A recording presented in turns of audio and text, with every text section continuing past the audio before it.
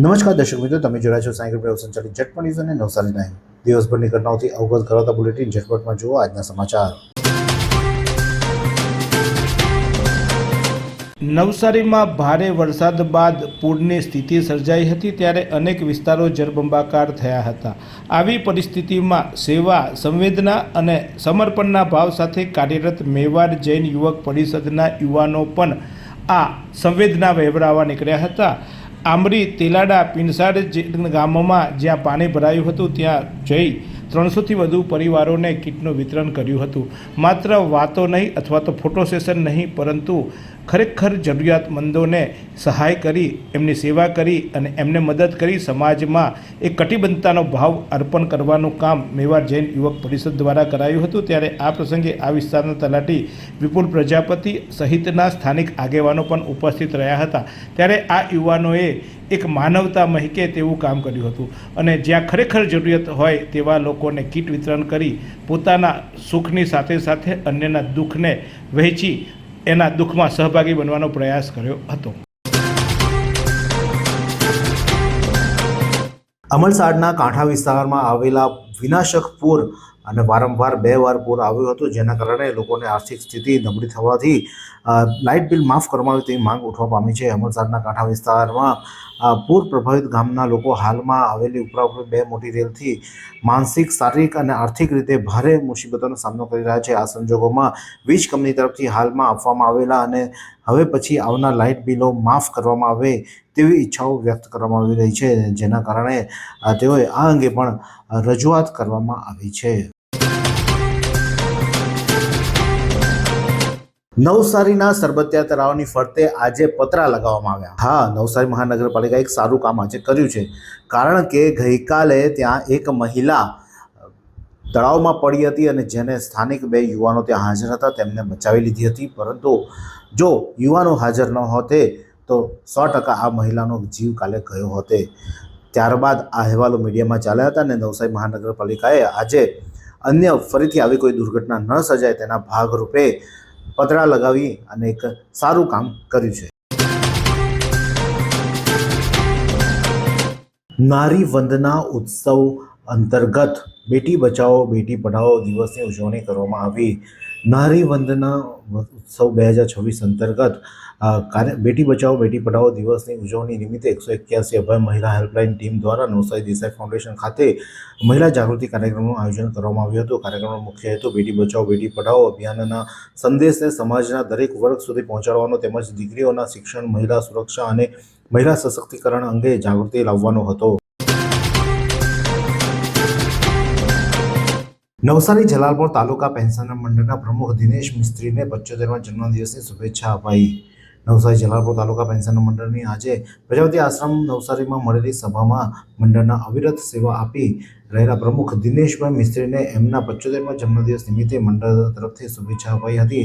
તેમના દીર્ઘાયુ માટે પણ અને સ્વસ્થ આરોગ્ય માટે બુકે આપી સન્માન કરવામાં આવ્યું હતું।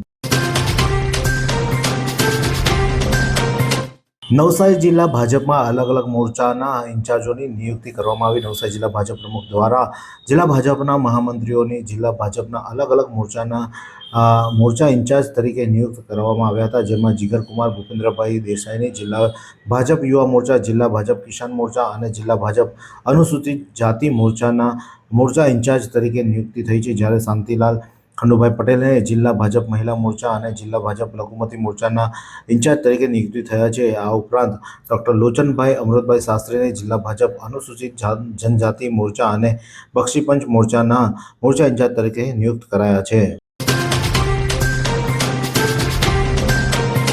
નવસારીમાં પૂરથી અસરગ્રસ્ત નાના લઘુ અને મધ્યમ વેપારીઓના એકમોને આર્થિક નુકસાન અને પુનર્વસન માટે યોજના તૈયાર કરવામાં આવી છે। નવસારી જિલ્લામાં જુલાઈમાં 2026 દરમિયાન ભારે વરસાદ, પૂર અને અતિવૃષ્ટિના કારણે અસરગ્રસ્ત થયેલા નાના લઘુ અને મધ્યમ વર્ગના વેપારી, વાણિજ્ય તથા સેવાકીય એકમોને આર્થિક તેમજ પુનર્વસન સહાય આપવા માટે રાજ્ય સરકાર દ્વારા વિશેષ સહાય પેકેજ જાહેર કરવામાં આવ્યું છે। આ યોજના ઝડપી અને પારદર્શક અમલીકરણ માટે જિલ્લા કલેક્ટર મનીષ ગુરવાનીના માર્ગદર્શન હેઠળ વિવિધ સ્તરે સહાય સમિતિઓની રચના કરવામાં આવી છે અને તમામે નજીકની કચેરીમાં અરજી કરવા માટે પણ તાકીદ કરવામાં આવ્યો છે।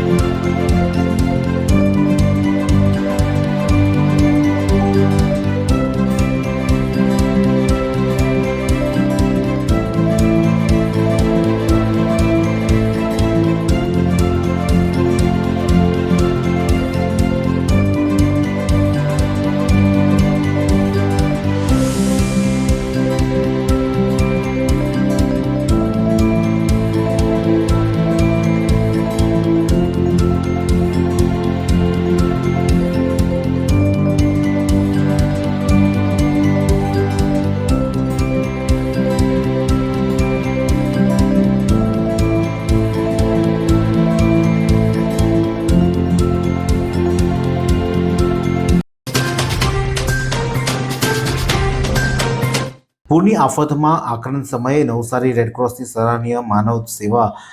નવસારી જિલ્લામાં આવેલા ભારે પૂરના કારણે હજારો પરિવારો ખૂબ મોટું નુકસાન થયું છે. અનેક ગરીબોએ પોતાનું સર્વસ્વ ગુમાવ્યું છે.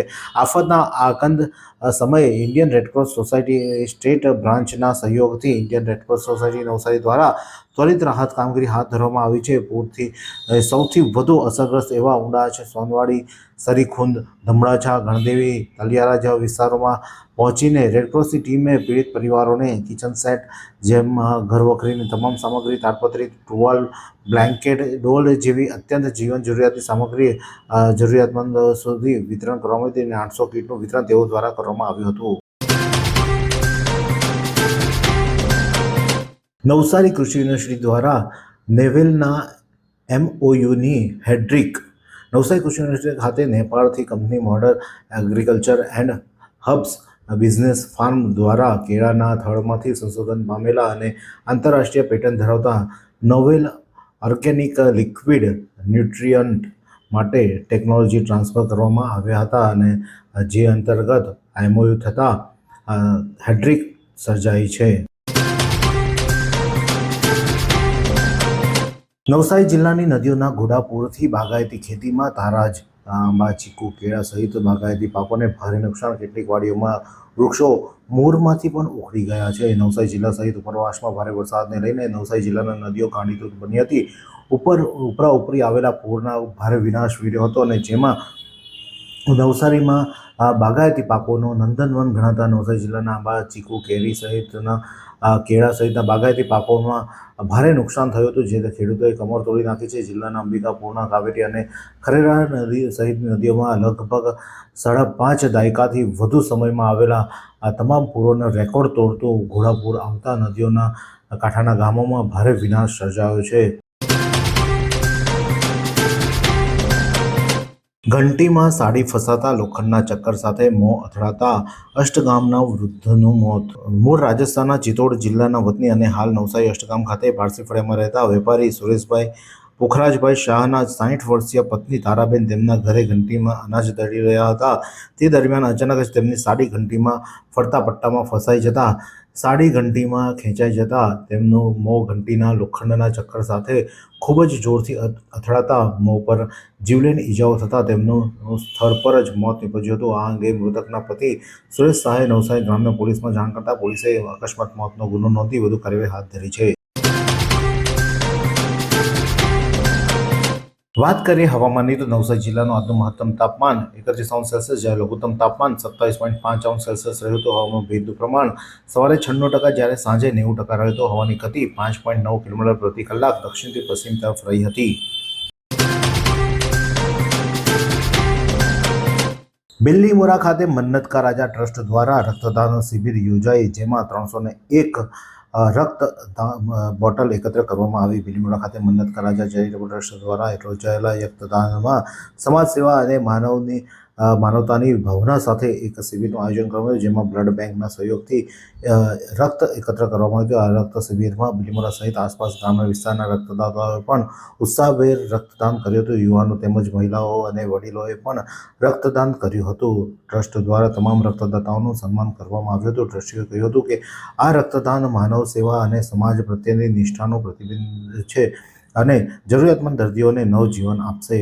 ટ્રસ્ટે આ શિબિરને સફળ બનાવવા માટે યોગદાન આપનાર રક્તદાતાઓ, સ્વયંસેવકો, તબીબો, મેડિકલ સ્ટાફ તેમજ અન્ય તમામ સહયોગીનો આભાર માન્યો હતો અને 301 યુનિટ રક્ત એકત્ર કરવામાં આવ્યું હતું.